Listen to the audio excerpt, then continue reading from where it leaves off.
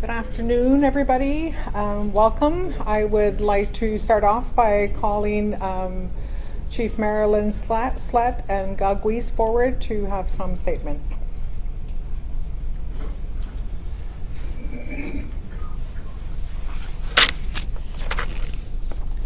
Hi, good afternoon.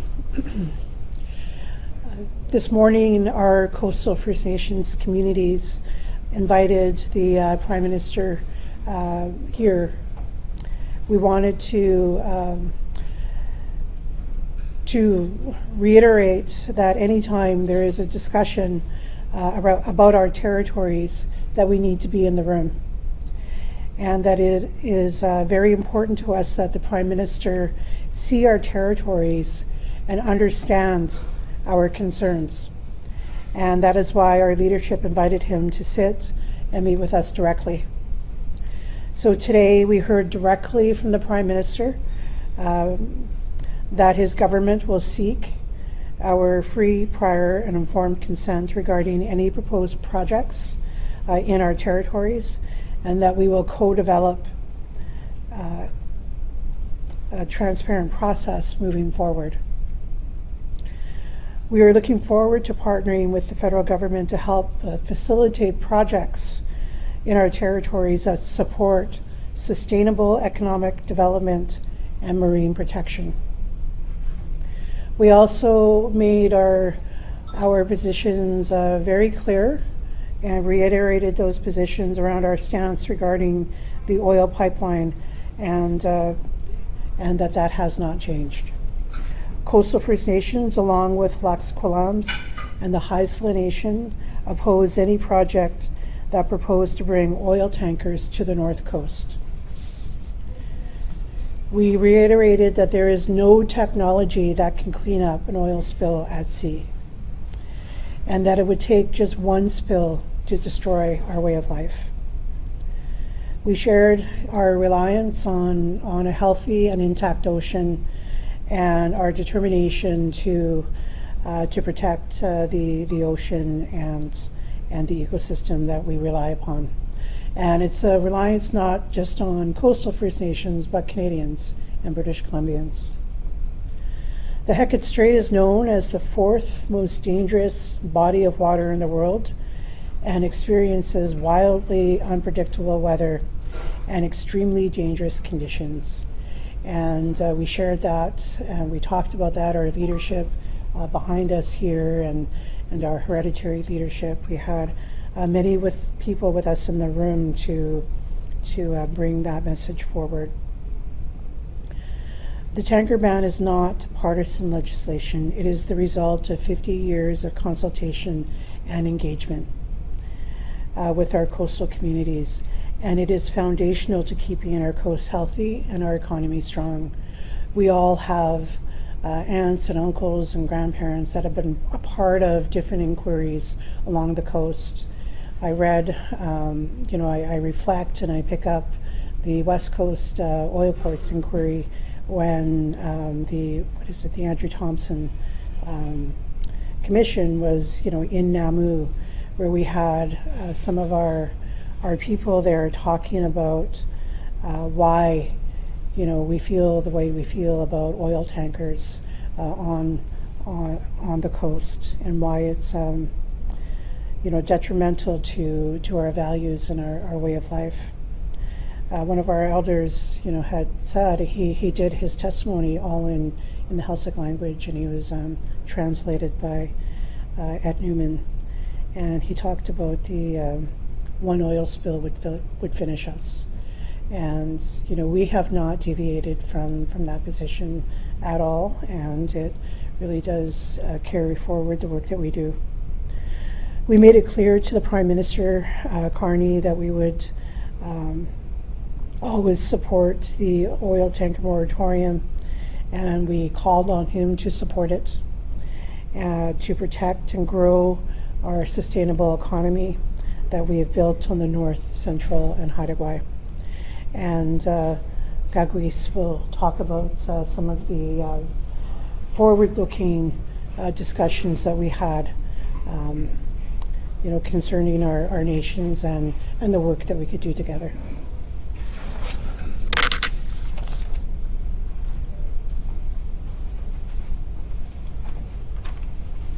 Hello, Marilyn. Good afternoon, everyone. Hello for coming today.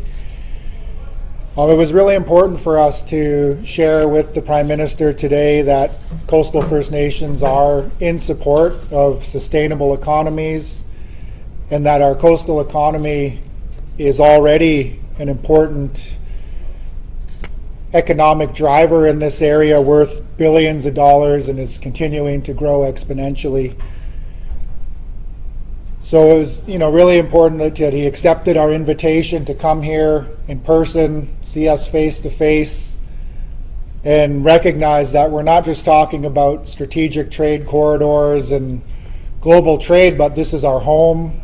This is a responsibility for the nations to look after our territory for now and future generations.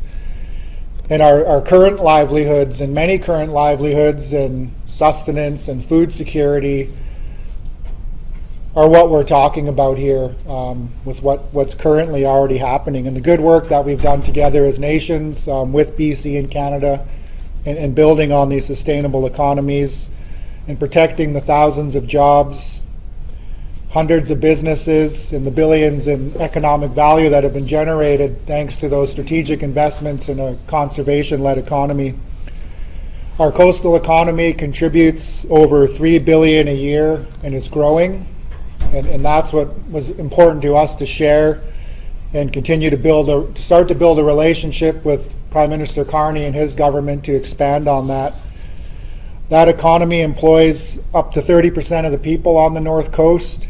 Many good jobs here in Prince Rupert. And currently in Northwest BC alone, 40% of these shovel-ready projects that are being identified by the federal government as nation-building priorities are within the Northwest, within these coastal waters, would be impacted in these coastal waters. That includes the recent announcements around expanding LNG, projects, critical minerals, and we were very clear in making sure that the Prime Minister understood that each one of those proposals and potential projects has a significant impact on adding to the shipping traffic here on the North Pacific coast, and that we need to make sure that we're prepared for that.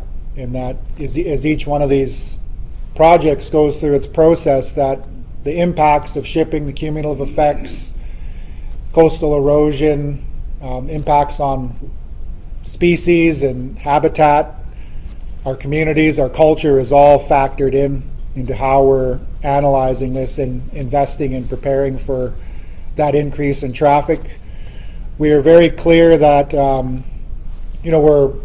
we support sustainable economies. We're respectful of the challenge that the federal government is facing, and we want to be as flexible as we can in finding ways to work together, but based on our existing agreements and relationships established over many years between the coastal nations, Canada and BC, and coastal communities.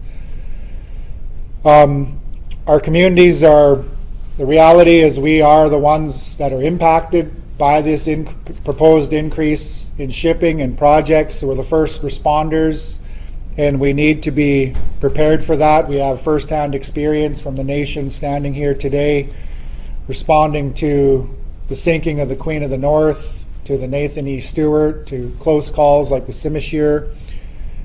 And we need to be deeply involved in collaborating and preparing for that, for existing traffic and proposed increases in traffic in the years to come.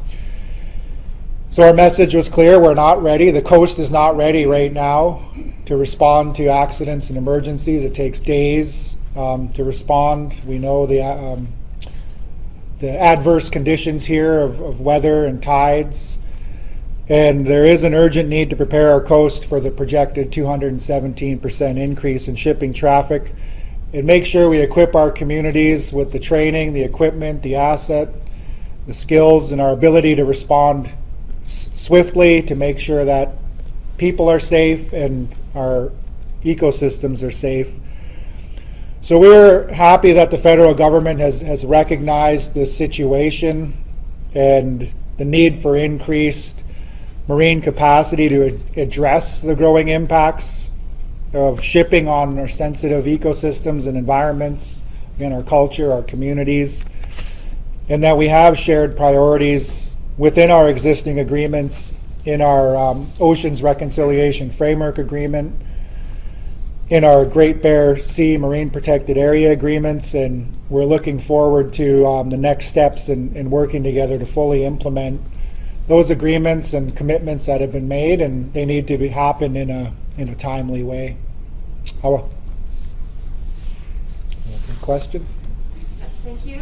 We can take questions from folks on the floor here, and then we'll move to online if we have time.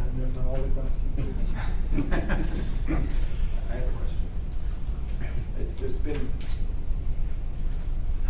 There's been some concern raised, I think Premier Eby raised it, that if the federal government and the government of Alberta continue to push forward on this pipeline, coastal First Nations support for other projects might start to evaporate.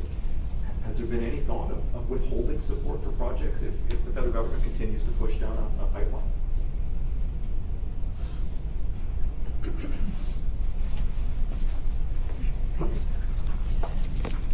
Gaagwiis talked about, the monumental increase that we're going to see in shipping traffic with these projects.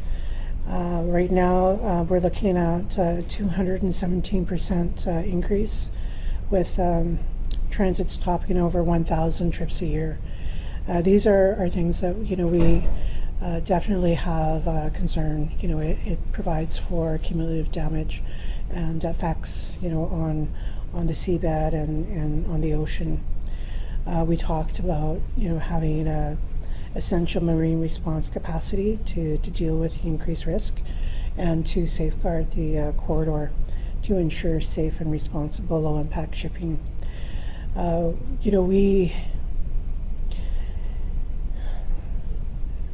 The position that we have on the Oil Tanker Moratorium Act is really grounded on these projects that we see that have been greenlit or about to be greenlit, and that we can't see or support in any way oil tankers on top of that.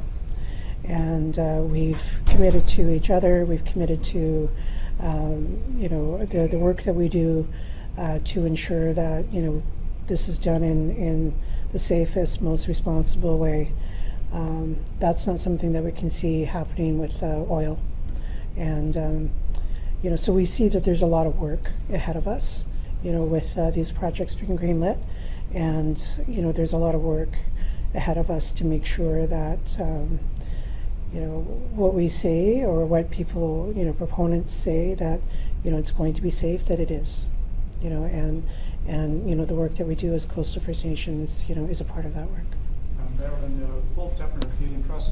What was the Prime Minister's reaction when you shared with him your group's ongoing opposition to the proposed pipeline? How did he sort of react, both physically, if you wish, and verbally? Mm-hmm. And based on that reaction, what did you take away, or what are you taking away from it in terms of going forward? Because we have Alberta pushing the federal government to sort of speed up this project, and obviously your position has remained. Mm-hmm. Ultimately, what do you see this thing end up? Well, we felt that it was a good meeting. It was positive. We had our message that was very clear and consistent. With our communities there with us. He heard directly from our communities how we feel, from all of our communities that spoke. We talked about the relationship that we have with the ocean, the relationship that we have with making sure that it's sustainable and protected for future generations. I think we felt that he was listening. He was attentive to hearing what we were saying with his body language. We talked about certainly the need for more discussion, right? That this can't be a one-off meeting. that we have to, be able to work together and continue to have that dialogue. And I think that there is a commitment here to, ensure that that dialogue happens. So, question for either one of you. UNDRIP says seek free, prior, and informed consent, but it doesn't necessarily mean that consent is required for them to move ahead. I'm wondering if Mr. Carney gave you any specific assurances about what happens if you continue to say, no, we do not give consent to Alberta's plan for an oil pipeline that would take tankers through those waters. I definitely think that's part of the conversation that we're having, the dialogue that's, required for us to, be at the table and to talk about the work that we are doing, the work that we have been doing with the federal government for the last 25 years as coastal, First Nations. We're very progressive. We've done so much work in this province that supports not just our communities, but the province as a whole and Canadians, through that lens as well. So we do talk about consent, and we would expect that the federal government to abide by its commitment to free, prior, and informed consent, detailed in UNDRIP, and that this would mean that the federal government must take meaningful effort to secure consent by affected Indigenous communities. And we see that as, we're going to have a lot to say about what happens here. We will continue to. And that was, definitely some of the progressive messages that we put forward today. Does no mean no, or is there an avenue, do you think, for the federal government to proceed regardless of the opposition from those people here? Well, I think what we heard today was we got a better understanding from the Prime Minister directly of the action, obviously, he's looking to take to respond to the challenges with the economy. He did, was able to lay out kind of from his perspective the, the basic legal requirements, but also we together discussed free, prior, and informed consent, UNDRIP, and really that this reconciliation, respect for the reconciliation process, and that this was the first time we're meeting face to face, and it's the beginning, and we'd expect to continue to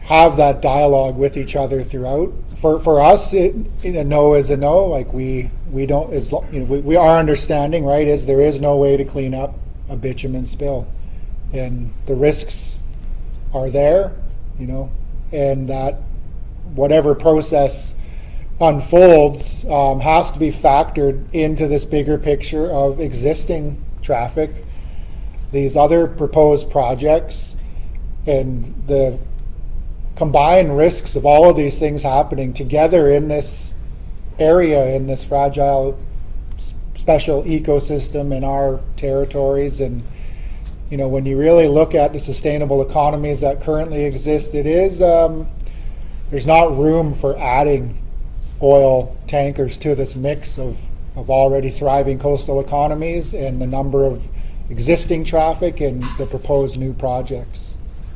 A quick follow-up on this idea of consent and the... I'm sorry, I'm going to have to let someone else have a question because we do have limited time. Thank you. You've been asking for a meeting with the Prime Minister for months. Do you think this meeting should have happened before you signed the MOU? Before he signed the MOU? Well, that's the message that we sent in the media in our previous response to the MOU with Alberta. But here we are today. He made the efforts. He heard the invitation. He heard the message, and so we are grateful that he showed the respect of honoring that invitation and coming today before making his next trip abroad there. So he's got a big job, and we feel like he showed respect today by making time to come here and see us face to face as we asked. So when Prime Minister Carney was elected, the Premier of Alberta laid out the 5 unfair laws, one of them the Oil Tanker Moratorium Act. Do you believe that if you say no, she's going to stop, and what do you do if she doesn't stop pushing for this pipeline? Well, I think the Premier Alberta has been consistent. For us, it's just continuing to do what we're doing, build relationships with the federal government, continue to work with the provincial government, to work together as nations in sharing, why it is a no for us, and helping not British Columbians, helping Canadians, helping everyone understand why we have the position that we have as title and rights holders, but also because of the existing sustainable economies that rely on a healthy ocean, and continue to educate on why this is not a good idea, which includes, again, factoring in the greater understanding of the geography and the risks, but also looking at this current picture of shipping in this area and the increases and the unsustainability of trying to do it all. So any more questions from the floor here? Yeah. So just to confirm, just to sort of build on your response to Justine's question, so if I'm hearing correctly, there is no scenario by which the federal government can essentially, and forgive the term, my term, buy you off when it comes to allowing a proposed pipeline. Did I hear that? Did I hear that correctly? So there's no scenario where the federal government comes along and makes an offer that you simply can't refuse, and you drop the opposition to it. Is that correct? You heard us loud and clear. Yeah, that's a no. And this, our interest isn't about money in this situation. It's about the responsibility of looking after our territories and, again, nurturing the sustainable economies that we currently have here. And if you permit just one quick follow-up, what if any possibility exists whereby the federal government applies leverage to your group by saying, hey, you're opposed to our pipeline, but we have also this additional traffic, so you pick your battle here. Do you pick the pipeline, or do you pick the additional support to to dealing with the additional ship traffic that would exist independently of the pipeline? Well, I think today, again, was a good step to sit face to face and eye to eye and recognize that this isn't a transactional relationship, that this is a reconciliation journey. The Prime Minister was clear in recognizing, understanding the history of Canada, and the respect that needs to be shown both ways in how we go through this process together. And so I think we took that away from today, that this was an opportunity to begin to build a relationship with the Prime Minister and his government, but this is an ongoing process that we're in together, and not that kind of transactional relationship, as you put it there. Okay, I am going to move to the questions online. And we have 5 more minutes. Our leadership is traveling today, so we're going to wrap it up at 1:05. And I'm going to go to Alessia with Canadian Press.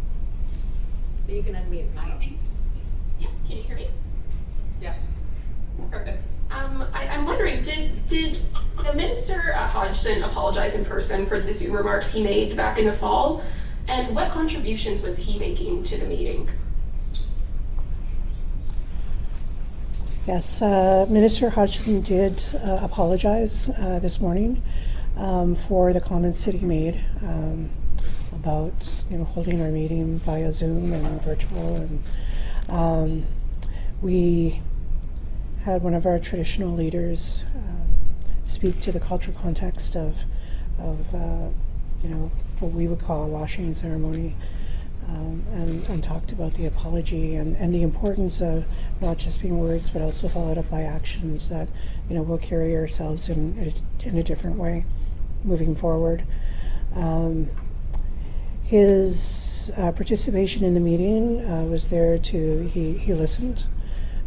He was there to hear from our communities, and so primarily observing the meeting as a participant of the federal government. Great. I'm going to move on. I'm going to go with John Woodside. you could identify where you're from. Hi, thank you. I'm with the National Observer, and thank you for hosting this press conference today. We really appreciate it.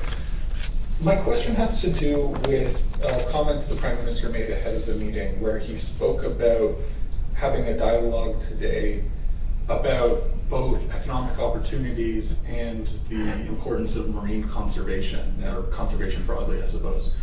I'm wondering, could you help me understand, was the Prime Minister talking about these things going together, like perhaps looking for support for a pipeline in exchange for, greater funding for the Great Bear Sea or something like that? Or does he consider them to be separate topics, both worthy of discussion? And what are your views on this?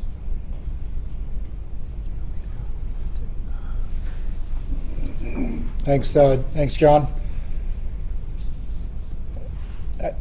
The Prime Minister, together we did discuss, both of those things. And, again, as Marilyn said in the opening, we were very clear on our position in maintaining the Oil Tanker Moratorium Act, and our position remaining firm on that, and not wanting to see bitumen transported through our territories. What we focused on was some areas of alignment where we felt we could work together in terms of recognizing the challenge, the leadership challenge for Canada, for him, in some of the proposed projects that he's announced, and trying to amplify for him the understanding of the real world impacts in this part of the world for us and our communities, our cultures, our economy, and the need to balance these things out, that we need to make sure that we are investing in the stewardship and the response planning and the ability to deliver in responding to any emergencies, any accidents, but also that, within that, there's opportunity to continue to move down the path we had already started many years ago with our Indigenous-led conservation economy, investing in, sustainable fisheries, renewable energy, tourism experiences, all those things that are currently happening that provide a lot of economic opportunity, that we need to continue to invest in those and make sure that there are investments here in this part of in the area where these projects are being announced, to support communities to respond and to support the pressures that come along with it. Thank you. I'm going to move to Ben Major with, I believe it was CTV. Yes, that's correct. Thanks very much. If the Prime Minister chooses to press ahead with a pipeline project despite opposition, what lengths are coastal First Nations prepared to go to prevent construction?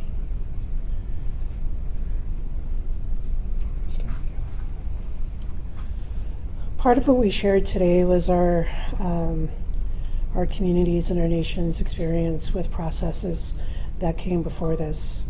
We talked about the West Coast oil port inquiry, about the Northern Gateway project, and that they're not new, to our communities, and that our determination and resilience around not supporting these types of projects and rejecting them is also consistent. That this is something that we carry forward from leaders and people before us. We have talked about using every tool in the toolbox, whether it's legal, whether it's other tools. But we're also we do so much work collectively. We're very solution-based people, and an organization that runs, with a lot of the work that Gaagwiis was talking about that's in front of us. Going down those roads are not the roads that we choose, right? That's not something that we see as something as we're moving forward on that, we'll always, be here to talk about, what the alternatives are. What the alternative, there is an alternative to oil.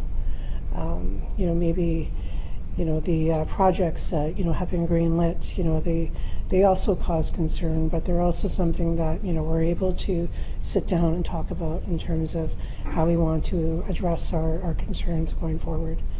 So, to answer your question, we'll always employ every tool that we have as communities, but we're also very reasonable, and we want to be able to work, in an effort going forward that supports partnership and supports shared objectives instead of obstacles. Thank you, everyone. I'm going to conclude the press conference for today. So thank you very much. Thank you to those on the live stream. I'm sorry if I didn't get to you. Thank you.